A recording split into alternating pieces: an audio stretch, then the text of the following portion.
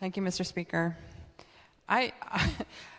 This side is also in disbelief at how you guys just do not understand when you introduce bills like this why we think you are hateful and racist and unwelcoming.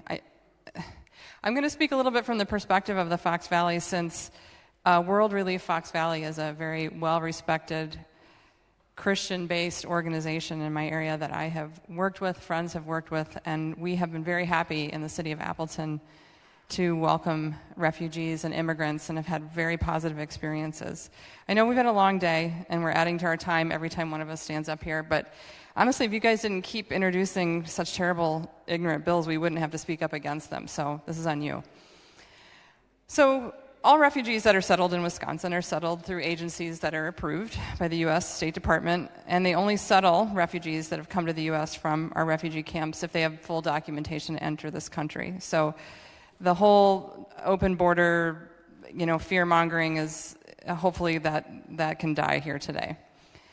World Relief Fox Valley, as I mentioned, is a faith-based nonprofit organization that supports alongside refugees and other immigrants who are in vulnerable situations as they rebuild their lives in the United States. And I'm happy to say in the last 11 years, we've welcomed over 1,500 immigrants and refugees to the Fox Valley from Appleton to Oshkosh. I know many of them. The Appleton and Oshkosh offices offer refugee settlement services. They extend case management, immigration, legal services, employment services, and English education classes, just to name a few. But the organization is made up and supported by a lot of volunteers.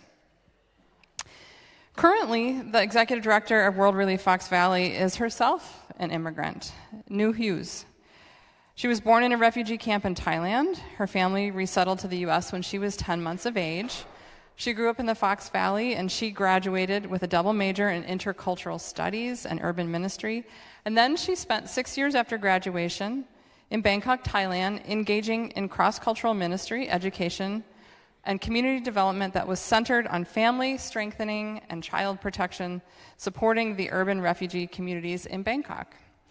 We were so happy to have her back in the Fox Valley where she grew up, and in her words, she said this, permission to read from a printed document? Without objection.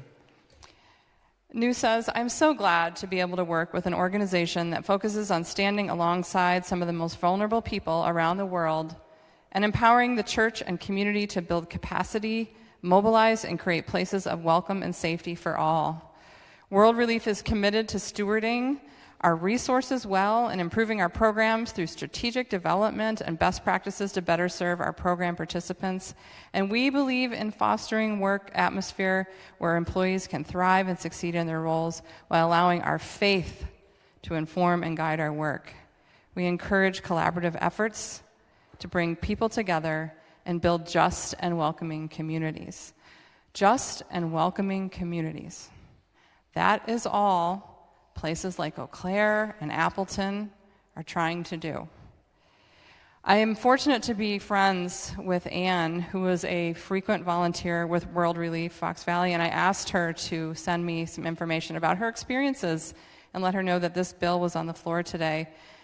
And I'm sharing this because there seems to be, again, fear. We're legislating out of fear. We're legislating out of ignorance about what might happen to our resources if we have to, God forbid, provide services to people to help them learn English, to help them find a job, to help them find a place to live, to help them find access to health care, to help them find access to food. God forbid we act as Christians and welcome these people to our communities.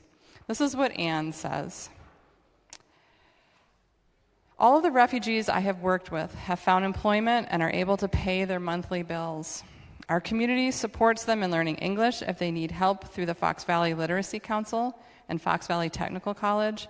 And while most of my contacts have been with families from Afghanistan, all the refugee families I have met are extremely warm and generous and place a high value on education for their children. They are happy that their girls are able to attend school here, and one of the families that I have helped now has their youngest daughter enrolled at UW-Oshkosh as a freshman.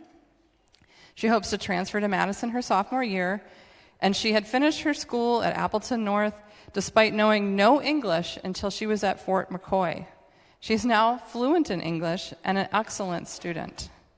It's my firsthand experience as a volunteer. I have not seen refugees as a drain in any way on our community. Conversely, I have seen them as enriching our community in so many ways.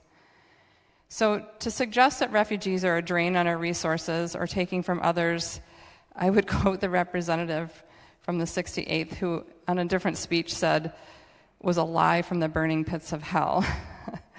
This bill, again, like so many bills, is rooted in fear, I'm afraid, and lacking in the data to support the claims. And frankly, it's not Christian.